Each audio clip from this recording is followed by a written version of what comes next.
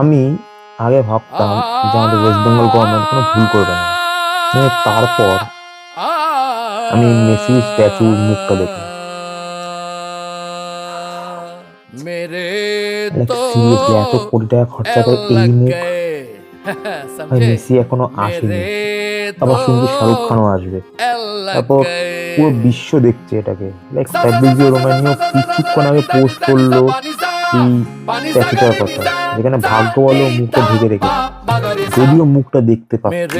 ভাই কিছু বছর আগে না একটা রোনাল্ডো স্ট্যাচু বেরিয়েছিল, সেটার মুখটা না আজ অব্দি রোনাল্ডো কাউকে দেখাতে পারে, এত খতরনাক লেভেলের একটা মুখ, যেখানে মেসি এরকম একটা মুখ আছে। আমার গ্যারেন্টি দিয়ে বলছি, এটা দেখার পর জীবনে ওই অঞ্চলে আসবে। এই অঞ্চলে কি এসব রিটায়ারমেন্ট নিয়ে নেবে ওটা দেখা।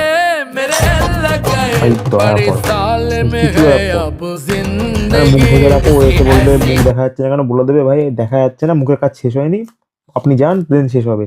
ওকে দেখিও না ভাই, ও মুখটা দেখে নিলে সিরিয়াসলি বলছি আমরা কাউকে মুখ দেখাতে পারবো না, আমরা কাউকে মুখ দেখাতে পারবো না। পুরো বিশ্বের কাছে আমরা খিল্লি হয়ে যাবো। কলকাতায় আমরা স্ট্যাচু বানিয়েছিল এত কোটি টাকা দিয়ে, স্ট্যাচুর মুখটা কেমন, পুরো বাংলার 5। মাদার ওয়্যাক্স মিউজিয়ামের স্ট্যাচু গুলো এর থেকে ভালো মুখ দেয় ভাই। কিছু করো ইয়ার, খিল্লি হয়ে যাচ্ছে পুরো কলকাতার ডে বাই ডে। কি হচ্ছে আর